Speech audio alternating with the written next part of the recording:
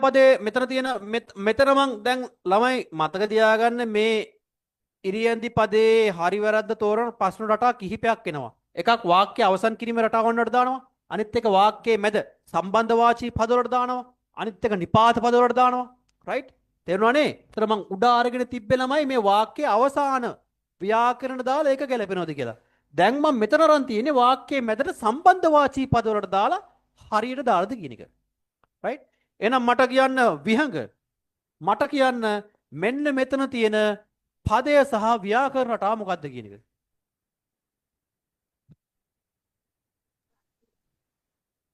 පදය තමයි මන්තා. හ්ම් ව්‍යාකරණය විශේෂණ පදයක් නාම විශේෂණයක් කරන ක්‍රම එක. බොහොම හොඳයි. බොහොම හොඳයි. එහෙනම් ඒක විශේෂණ පද වලට දාන්නේ. මොකද්ද ව්‍යාකරණ රටාව? අන් සහ අන්. ඒක නිපාත පදයක්. එහෙනම් මේ මන්තා පදේ දාකැල ඉවත් කරා දැන් දැනගන්න ඕනේ මේ අන් දාන්නේ මොන අවස්ථාවද? මේ අන් දාන්නේ මොන අවස්ථාවද? එහෙනම් හල් කිරීමක් නම් අන්. හරි. දාලා තිනවා. එතකොට මේකේ තේරුම මන්තා කියන්නේ ගොඩයි වැඩි, මනන් කියන්නේ ගොඩක් වැඩි. මොනවද? මනන් සරම්දරන්. ගොඩක් මිනිස්සු. නාමපදේ විශේෂ කරා. මනන් සරම්දරන්. ගොඩක් මිනිස්සු. එහෙනම් මේක දාලා තියෙන විදිය හරි. එහෙනම් අපෙන් අහන්නේ වැරදි උත්තරය. එහෙනම් මේක මෙතනට ගැලපෙන්නේ නැහැ. හරියට දැම්මට අපෙන් අහන්නේ වැරදි පිළිතුර. දැන් අපි බලමු මේ වාක්‍යයේ තේරුම. හංගුගේ කොරියාවේ මනන් සරම්දරන් ගොඩක් මිනිස්සු යොල්සිමි මහන්සියෙන් උනන්දුවෙන් ඉරම් නිදා වැඩ කරනවා. රයිට්? දෙවනි වාක්‍ය මට කියන්න විමුක්ති මුදිත මට කියන්න මෙතන තියෙන්නේ මොකද්ද? ක්‍රියාපදය නිපාත පදය. ක්‍රියාපදය මුක්තා ග්‍රැමයක ක්‍රියාපදයක් නාම විශේෂණයක් කරන එක. ක්‍රියාපදයක් නාම විශේෂණයක් කරන එක. නාම විශේෂයක් කර නෑ. ක්‍රියාපදයක් නාම පදයක් ආකාරයෙන් ප්‍රකාශ කරනවා. ඒක ළමයි වර්තමාන කාලයෙන් පුළුවන්, අතීත කාලයෙන් පුළුවන්, අනාගත කාලයෙන් පුළුවන්. පැහැදිලි නේ? එතන මෙතන මේ පදයට එක පිටිපස්සෙන් තියෙන කෑමනේ. මේ කෑම විශේෂ කරලා නෑ. අර නාම පදේ කරලා. මොකද්ද? කන කෑම, කාපු කෑම. එතකොට ඒ ක්‍රියාපදේ නිකන් නාම පදේ වගේ හැදෙනවනේ. පැහැදිලි නේ? එහෙනම් ව්‍යාකරණ රටාව තමයි මෙතන දාන්නේ. අර නාමපදයේ නාම විශේෂණය කරන අර ඒ රටාවම තමයි. ඒ රටාවම තමයි. ඒක කලින් දැම්මේ ඒ නාම විශේෂණ මේ විශේෂණ පදයකට.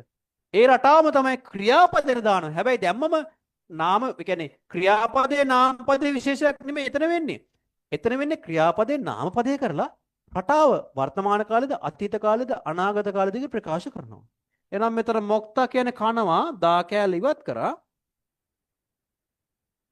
මෙතන ළමයි එහෙනම් හල් කිරීමක් තියෙන හින්දා අන් දානවා. එහෙනම් මේක උච්චාරණය කරන මොගන් කියලා. එහෙනම් මොගන් කියන්නේ කාපු කියන එක. ඔජේ මොගන් එහෙනම් හරියට දාලා උත්තරයක් විදිහට වැරදි. ඔජේ මොගන් ඊයේ කාපු අම්සකි කෑම.